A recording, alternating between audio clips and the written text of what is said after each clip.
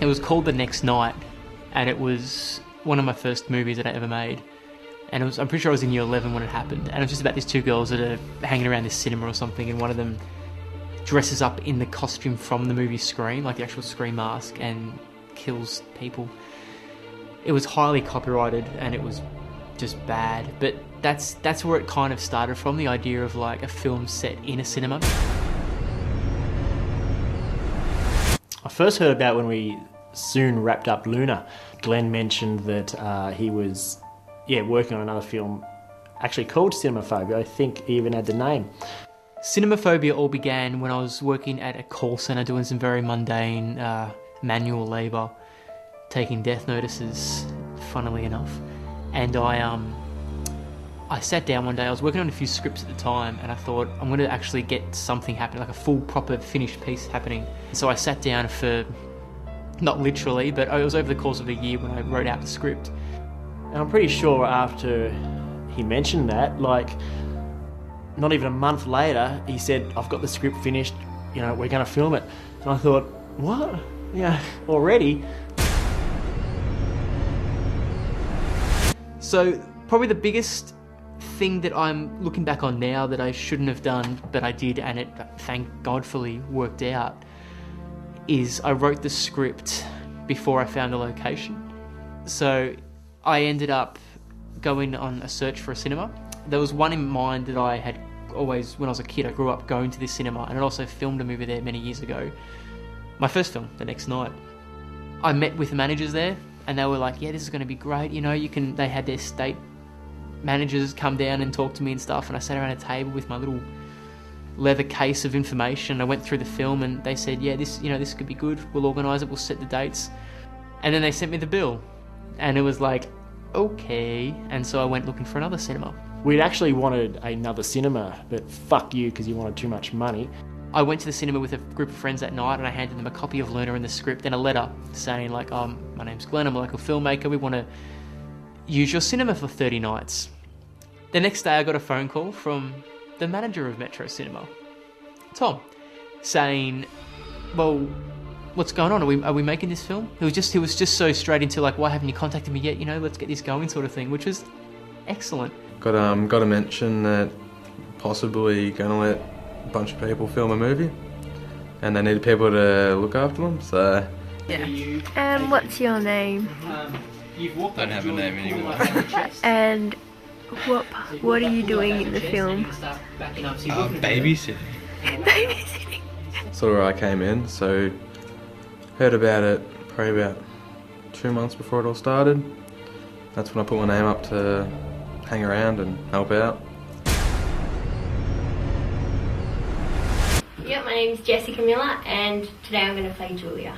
I remember I'd just come back from shopping and I was in a really big rush, and I had my mum in the car with me, and she was waiting, and I forgot my shoes. I didn't have shoes. I was like, what do I do? So I found some thongs in the car and I put them on, and the whole audition I was like, are they going to hate me because I'm wearing thongs? Is that rude? So this girl, Jessica Miller, came in. It was one of those moments where you've seen a few people in the day, and it just made it seem as if she wasn't acting, like she was just being. It was kind of a good spot to be in, because if you put too much focus on the lines in the script and really wanting the part, then you're gonna like crumble. So because I was more concerned about my thongs, it worked out well. I was very yeah. Does that make sense? I think I first heard about it on Dare to Audition, and went, oh yeah, that could be a bit of fun. So Amos walks in. Nice, big, young, handsome man. Starts doing his performance, and he's brilliant. And he was the first, I think he was one of the first people that came in early on. Very nice, very well spoken, and a brilliant actor. And he just did this thing, and it was just like, that was Vince. That's the character of Vince. You've got it. You've done it. Perfect. Done. I should have given him the role in the day, but I don't think I did or not. I think I called him back a week later.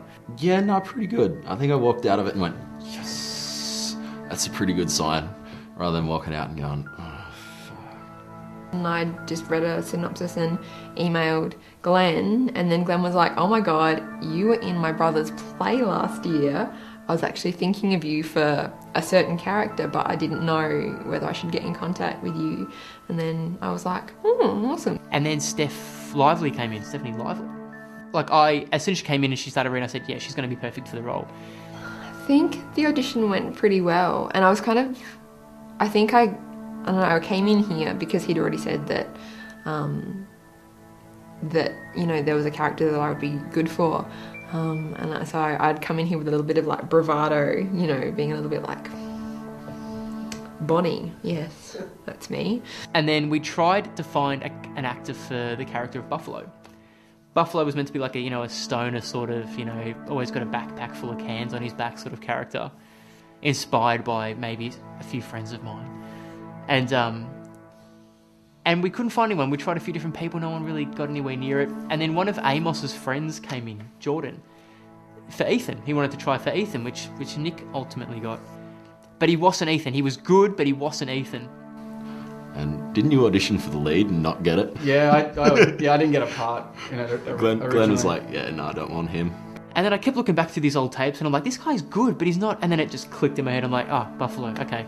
Call up Amos. Amos, does your friend want to be in Cinemaphobia? Because I think it'd be great. Okay. I thought I was amazing. Like, I really, I got there, and that day I also found out that I got a role in a play, so I thought I was pretty cool. And the best part is they're real friends in real life, and there was no massive sort of rehearsal period for them because they had all this history with each other, so everything flowed. It's hilarious. They're great in the film. Well, I auditioned. I auditioned for a couple of roles. One of the security guard. Lee. Lucas Chuck. Stevens, no, not him. I was happy to know that Glenn had seen that I'd now grown from an 18-year-old to a 25-year-old, so slowly getting a bit older. And, so I auditioned for 2 parts, the role of the security guard and Bailey, and was very happy to get the part of Bailey. So when I got this script, I read the whole script as soon as I got it, and I fell in love with it. I thought it was so funny. Stephanie Lillis came in. And when it said that you could choose which character you wanted to audition for, I immediately thought of Steph. She's very talented, Steph, but she's also highly enthusiastic about the project.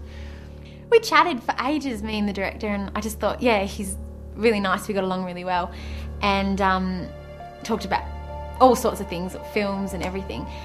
And then at the end of the phone conversation, he said, okay, so when you come in, I want you to bring your diary so we can organise rehearsal times. And I said to him, isn't it a callback? And he's like, no, you've got the part. And I was like, oh, well. First heard about Cinemaphobia when Glenn contacted me. I used to work a few years ago with Glenn, and we did a couple of films a few years ago. We did The Follow and Cinema and Rain and a few things like that, which was good fun. So Joshua was probably the most important character. And we had about, I think, 15, 20 people read for Joshua. One guy stood out. And so we had a few sort of workshops with him, and I said, you're great. You've got the role.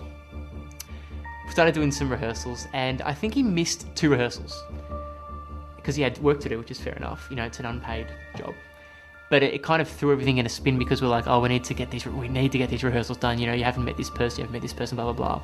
I don't know, there was something about him that I didn't see, because I remember I spoke to the director about it and I said, look, I don't know, that's not something that I would do.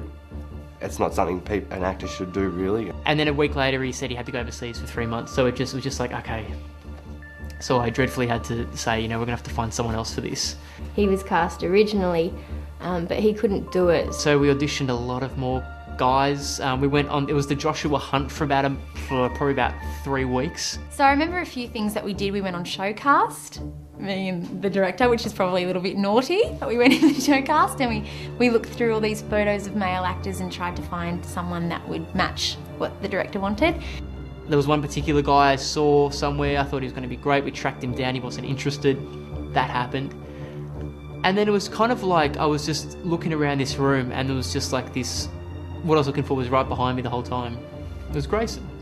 Yeah, I think someone was actually selected for my part originally that didn't really work out, and Glenn asked me to do it. And he was in Cinema and Rain, The Follow, Luna, all these movies that I've done, he's been in them all, and he's great, and he's really naturally talented at what he does. I mean, working with Grayson was really good. He's not an actor at all, I don't think. I think he's like a graphic designer or something. So natural. I was a bit nervous, 50-50 kind of like. I thought I might get it, and I didn't know if I was going to get it. I thought maybe not. Who cares if I don't get it? And then Cooper came in, and he looked the part. He was great on the day, and I thought he'll be perfect for it. So we put him into the film. Glenn came in and read. It was in my room. I set up a camera, and he did the funniest and most serious and just very ad-lib-ish, if that's even a word, made up on the spot sort of character performance. I am a professional.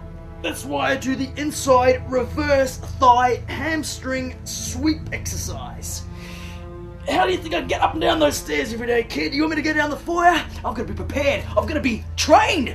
And it was brilliant, and it was just like everyone saw this and was like, yeah, this is great. So Glenn was the security guard, and we had a lot of people. I remember meeting, even after we finished the principal auditions, we had met a lot of other people for just Ethan's character, and no one came close. And then Nick walked in.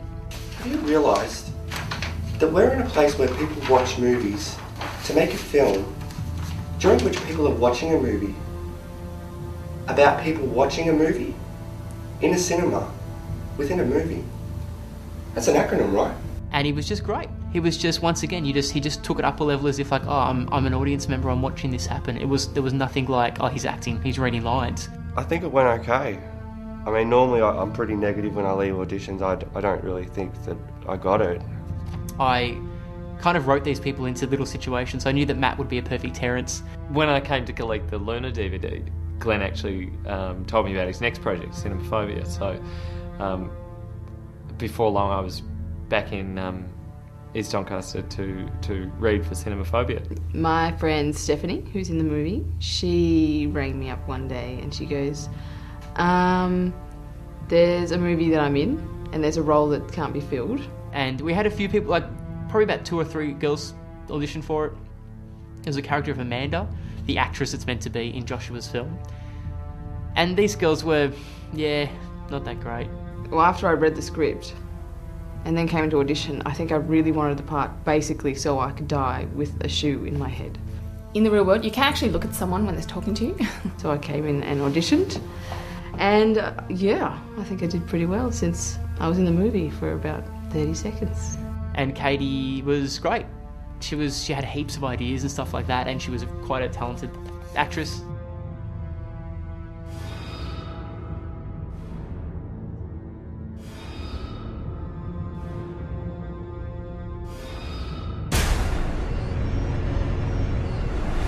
We were so lucky to get all the cast we got within 2 months. We had them auditioned and ready to go. Piss off, fuck nuggets. Fuck him. So we all get along in real life, but in the movie we hate each other. I found the rehearsals, they're pretty laid back. It's very kind of open, and I found Glenn's a lot more of a technical director. So he's very, lighting, camera based, all this kind of stuff. And then, you can just try whatever you feel with your character, and if it doesn't work, then he'll tell you. There wasn't really that much rehearsing done, really. We kind of hung out together here like once or twice, and made jokes and swore at each other a bit. And Glenn went, "That's exactly what I want. Sweet, let's cut that." Rehearsals, I like the way Glenn works in rehearsal.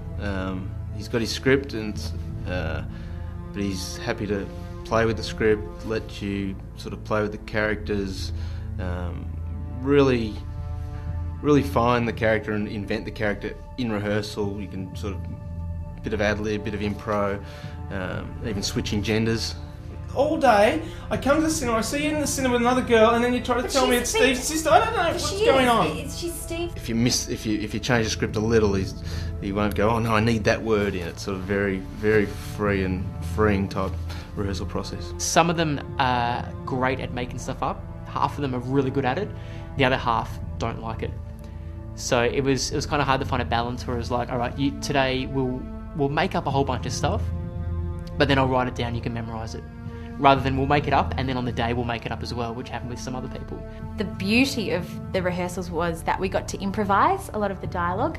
So I really started to think about what my character was saying and why she was saying it, and go more into her emotional state rather than just pumping out lines. We just got to go loose, go do whatever we wanted, and yeah, it was cool. Most of the stuff that he did in the film is all improv, except for 1 or 2 lines. It was just great. We just ran amok. He's got a pimple. He's got a pimple on the pimple. We were all talking about how we were going to go to the cinema, and it was going to be, we were going to finally see the location that we'd been talking about. So after rehearsals, we decided to get everyone down to the cinema and just to get to know each other. So we all sort of got together. That was the idea. I wanted everyone to sort of get along really well. This is Nick. Hi, I'm my Nick. brother. I'm playing Ethan. And what's awesome about playing Ethan? I get to act like a complete idiot and get away with it. Excellent. And what's something interesting about you? Play footy, bro. Play footy, That's bro. it. She answered for me, yep. Footy, mate. And some motorcycle, run. Bonding with everyone, because there would be nothing worse than getting on set and just not having that chemistry and the rapport and everything. She gets stabbed in the face by her own stiletto heel. Best thing about Vince is he comes up with really cool lines like fuck nuggets and sphincter biscuits. It was very easy for me. They decided to cast me as a character with the same name, just so I wouldn't get confused, because in the past I have. I'm Dan, by the way. I'm Steph. Oh, yeah, sorry. Got bitten by a dog. Lily. Hello. The chicken. Are you a veggie? The chicken's vegetarian. All right. Well, this is our first night filming, isn't it, Glenn? Yep. Probably the hardest part of this film was the organisation. Because when you're making a film with no money, you obviously can't pay people. And if all these people have full-time, part-time work, that's obviously got to come first before my idea of a horror movie down in Baronia. So we really had to sit down and go through all these dates with people. A lot of the emails back and forth. I remember sitting down for many nights trying to figure out how it's going to, how things are going to collide and clash and what we need to shoot first and who's got to be there. And I'm fixing your crappy location sheet. what's wrong with it? It just looked ugly. And so the shoot began with groups of people. One night it was 2 actors, some of the nights it was 12 actors, one night it was 1 actor. And we organised it. It was every Sunday, every Monday. And we went through and we just got all of the dialogue stuff out of the way first. It was all the conversational bits. We did the rehearsals, we went to the cinema and we shot it. It was a long shoot. Went for a very long time, from April to December. Best location you could have for a low budget film, or any film. And I guarantee if you ask this question of any of the others you're interviewing, they'll all say the same. It's one location always, so not hard to get to.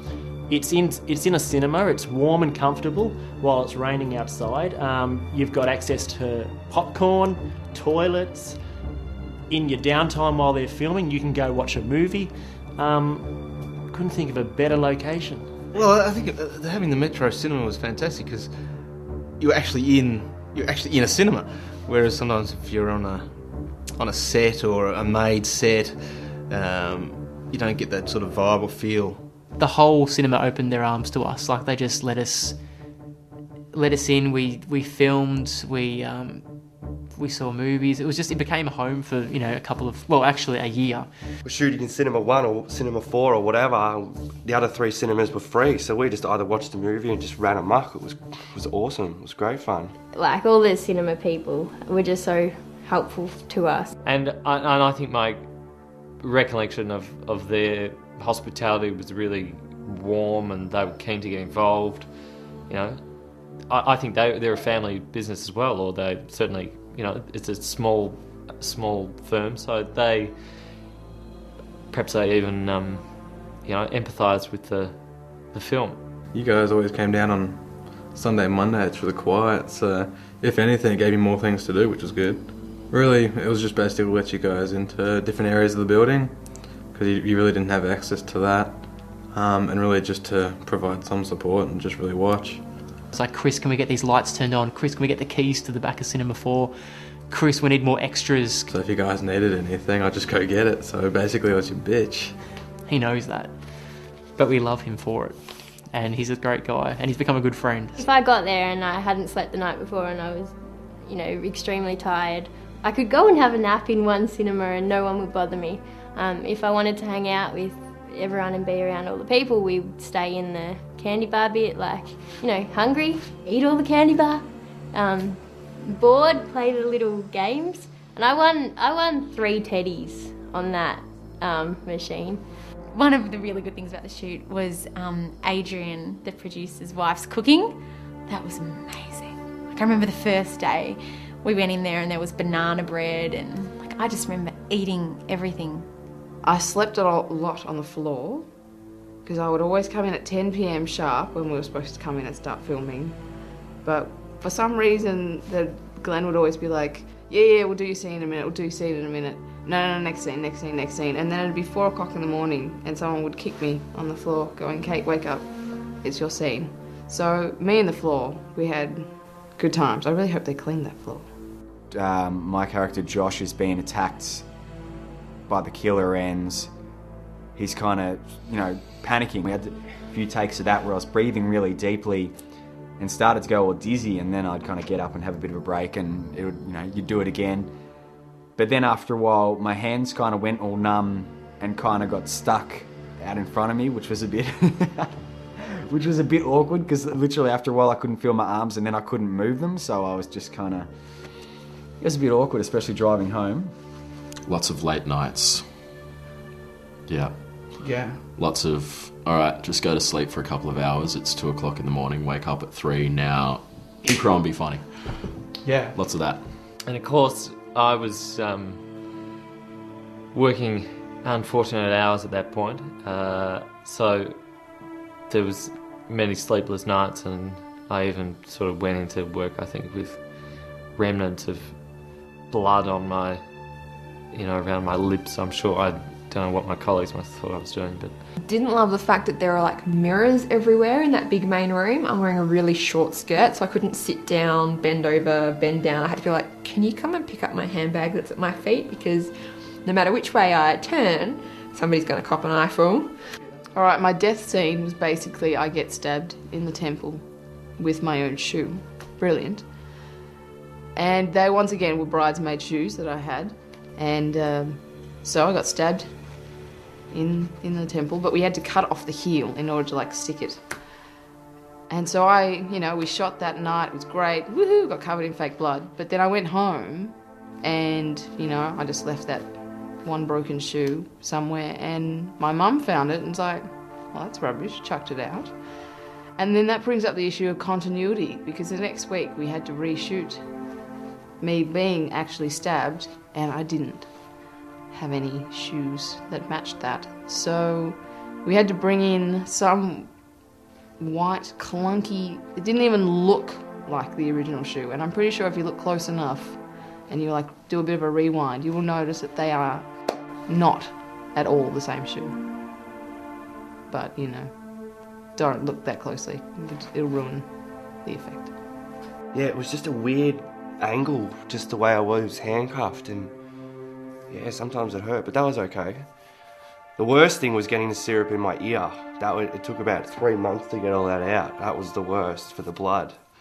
I considered doing like some real elaborate kill gags, like using prosthetics, like getting heads chopped off, limbs ripped off and whatnot. But the more I thought about it, the more we thought it was going to be impractical. Plus, not really necessary, because a lot of films have done awesome kill scenes, and trying to top that stuff can get expensive and time consuming, and also it wasn't really that necessary. We felt we could keep the gag simple. I think the filming of the death scene was one of the ones I enjoyed most. When Matt dies, he's sitting in the cinema, so we couldn't get too elaborate because we couldn't risk damaging having blood spray everywhere or whatever with this all over the furniture. I had a great, massive, big sort of knife sticking out of my mouth. Half a knife blade in his mouth, and another, the knife hilt with the blade missing under his neck, and it's like the arrow through the head gag, one of the oldest gags in the book. Covered in this blood. Well, it was sweet blood. They made it quite pleasant. But I had to hold a great deal of it in my throat because I sort of coughed and spluttered it. It looks good. It's a simple effect that looks horrific. How did you get the illusion? I actually chewed this food myself and spat it into here. So I've even got lots of saliva. Yeah. And just a little bit of anal blood. Mm-hmm. It looks like someone just diarrhea and like ripped around. So, yeah, beautiful. There you go. Hold that bucket. I think the whole thing. What if you tip it? Oh.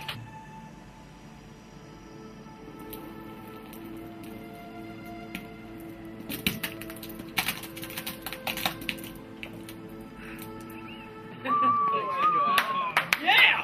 Oh my god! Oh my god, get me out of here! Oh my god, someone call that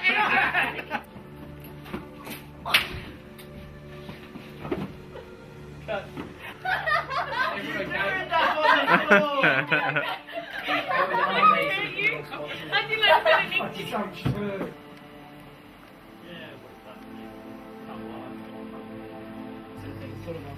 Just so you can see that. So we get that net It's like a volume button. Okay. I'm at the Metro Cinema in Blythefield. Blythefield. Yes, we've got we've got a cinema full of bodies. No one. Jason. Like 30 of them. I don't know what is going. Listen to me. You need to send somebody now. A bit sooner. And go more, into deep, like just after you just set in place, whatever sort of thing, and just walk right over it. Like say yes or hold should be the last line before you walk over. Be more direct, like they don't know anything about it. Explain to them what's happening. Okay. I need to know you're here. Stace. There's a group. Jason. The original beginning was it starts with Scuba Dive. It was going to be Scuba Dive chasing the guy through the forest, and he puts the oxygen on the guy's mouth and kills him. And if you watch this DVD, the actual alternative beginning is on there. And it was too funny. Like, I kept watching it. It got, somewhat of a laugh, but no one was really buying it. It was just kind of like, is this the movie? Because I wanted to trick people. I thought, I'll be smart. People watch this and go, oh, cool. That's your movie, great. And they go, oh, hang on, that's not your movie. That's a movie in a movie. So I decided to start it with just the knife walking through the town. I originally wanted to do that in Luna. Had the dead girl's feet walking through the town. We never had the money or the time to do that.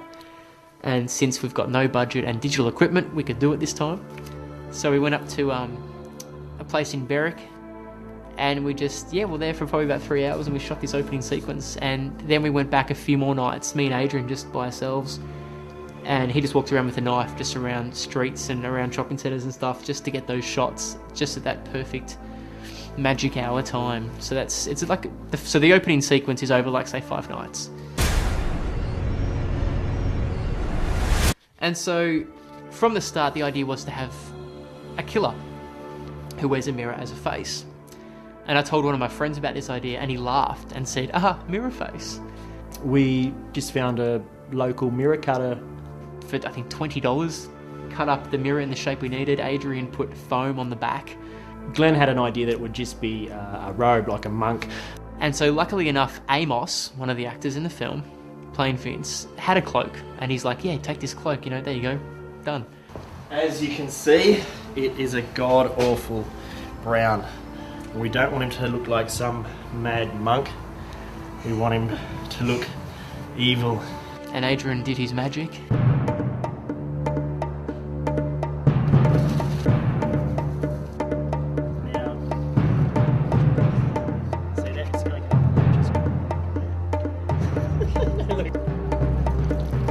The idea was that Mirrorface, when he's killing his victims, you see yourself die. That's the gimmick, one of the gimmicks. So the hardest thing to find for the killer was probably the knife.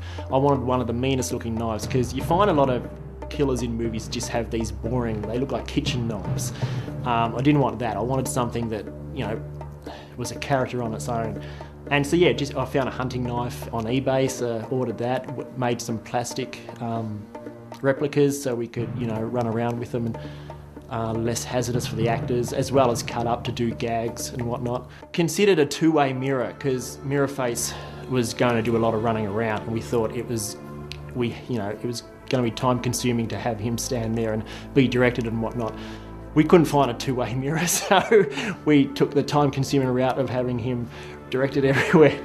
So I had a ski mask on, put the hood on, and put the mask on. And then I had to wrestle another character, and it was hot, and I started to sweat. I couldn't breathe, and I had a slight panic attack. I thought playing the villain would be cool, but I'm going to live to regret this. The vent scene was there from the very start. You know, at the end of the film, they were going to climb up through the vents and get out. And the vent stuff was always pushing it right to the end of the shooting schedule. It was like, we're going to get these, in my mind, it was like, let's get these real vents. All right, we'll just buy some vents, and they can't be too expensive, or rent them, more the point, because we were pretty sure they manufacture them. We could probably just borrow them, run through them, do the scene in a day, give them back, you know, maybe just pay a small amount of money. Couldn't find them anywhere. Who'd have thought? I thought we could use vents at the cinema, but I think they're full of like dust and all kinds of things you don't want to go crawling through. And I said to Glenn, I said, well, I'll make them out of cardboard, spray them silver, it'll be perfect. And Glenn just goes, bullshit, won't work. It's cardboard, they'll know it's cardboard running through cardboard, fucking idiot. His idea was always the cardboard, let's spray paint cardboard. I said, no, I'm not a fucking idiot, come on, lay off the language. And he said, fuck off, you know, you're the killer, what do you know? I said, look, cardboard, sprayed silver, awesome. We were told that we were going to be filming in a vent, and I was imagining we would meet at some industrial site or a factory, or at least an office. But we were meeting at his house, and I thought, all right, he must have a vent. And we got there, and he opened up the garage door, and there was this cardboard box tunnel on the ground, and he's like, yeah, this is the vent. I'm in a vent, bro, in New Zealand. Show us the vent. It's down here. Took a couple of days to put it together, and in my garage, so we could control the lighting and whatnot. They cut into my knee, but they also broke my shin and put two like really big bolts into my shin, so I couldn't actually put any weight on the front of my leg. So I'm trying to crawl through this vent. I'm going, okay, look scared, you're afraid. And then I'm like, okay, don't put any weight on that knee. Okay, all right, cool. And then I'm trying to go, okay, so make sure your boobs aren't facing the camera. Okay, pull your skirt down at the back. All right. And then poor Stephanie's crawling along behind me, and I'm wearing the shortest skirt you've ever seen. Sorry, Steph. When you watch it, people always see it and they're like, oh cool, where'd you guys film the vents in? Was that at the cinema? It worked. So I said to Glenn, see, fuck you. And he said, you got lucky. We were throwing around ideas for film, so we thought they've got to be silly, they've got to look cheap, and they've got to look cheap and amateurish, and they were like made in the 80s. I must have mentioned that I do scuba diving, and I've got the scuba gear and whatnot. And yeah, that's when he came with scuba diving. He wanted me running around in a scuba gear as, you know, I don't know, some killer that came out of the ocean. And I said, no, that's retarded. Are you a retard? No. I said, I don't want to do this. It's stupid. And he goes, that's the point. It's stupid. You know, people laugh at this stuff. I go, yeah, but it's stupid. So we filmed it. And I'm running around, I'm the killer again, of course, and I'm running around on a nice hot day in the scuba gear. There's no water in sight, lots of running, and I'm feeling all right, and I'm thinking, yeah, I can hold on. Getting a little bit dizzy, but I'm thinking, no, I can hold on. We finally finish filming, and I'm ready to clap, so I sit down on a log and just sit there trying to pull my gear off before I faint. And yeah, that was the closest I've ever come to fainting. So yeah, cool. Yeah, maybe I should have. It would have been more of a story, but I just sat there.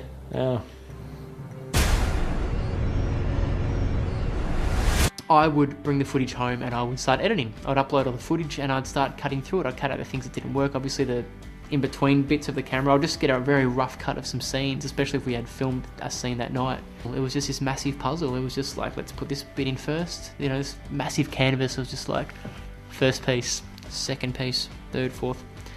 And of course the hardest thing with this though is because there's so many different storylines going on. You've got like maybe about 4 or 5 storylines that happen. You've got, you know, Nick being arrested by the security guard. You've got Mirrorface walking around, Cooper playing his game, Steph cracking it at Bonnie, punching her, Joshua doing dodgy things around the cinema.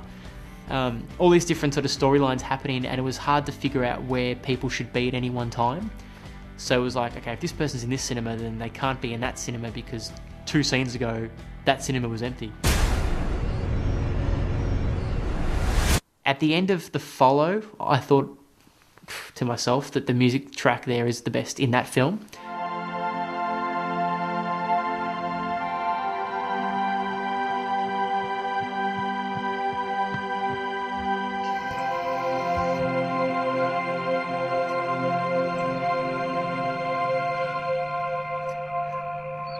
And at the end of Luna, the music track in that is the best sort of composed piece of that film.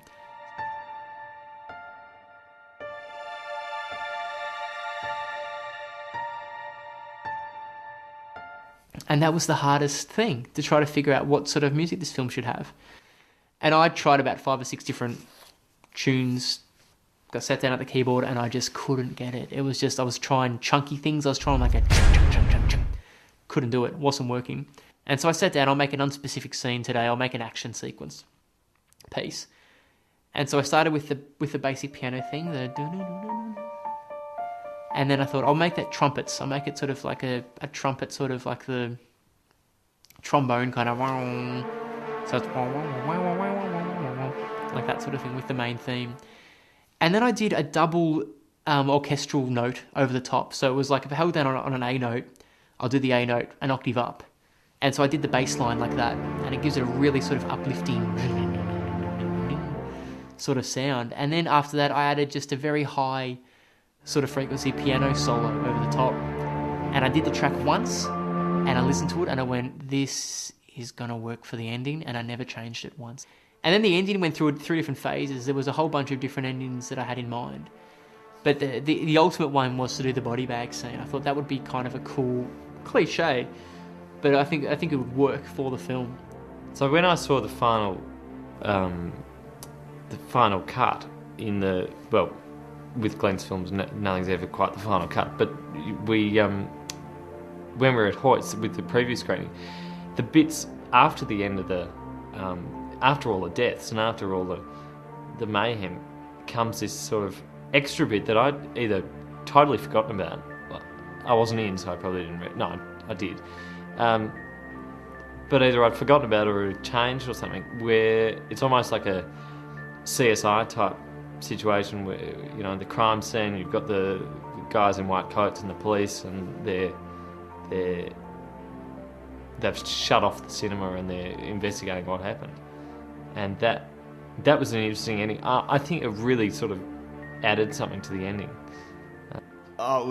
It was better than I expected. Not to say that it sounds like I didn't expect it to be good, but I was rapt. I mean, the horror genre or slasher flick or horror genre is always a hard one to nail, I guess. And but to sit there in the cinema, a real cinema with a big screen and watch it, and just it just came off great. I knew it was happening, but I was scared. And even when I was going to get killed, I was hoping I wasn't. I was like, don't run, turn around.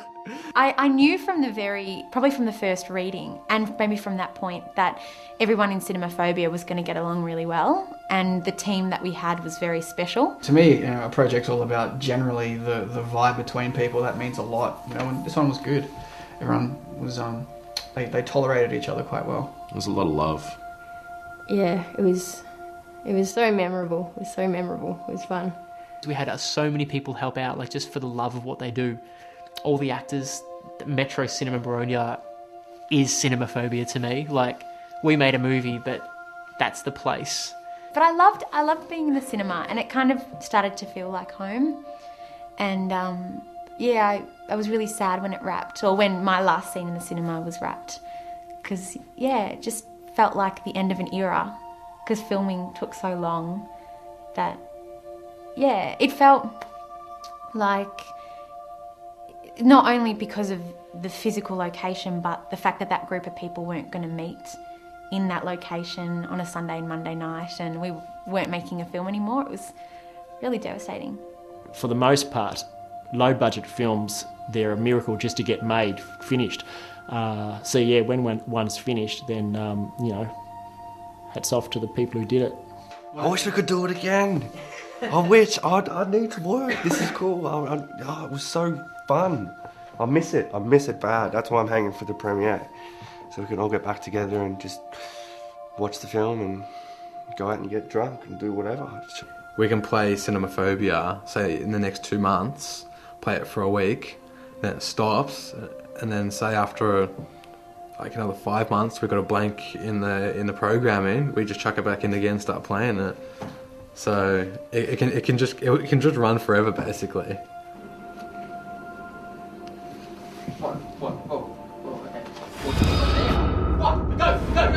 Go!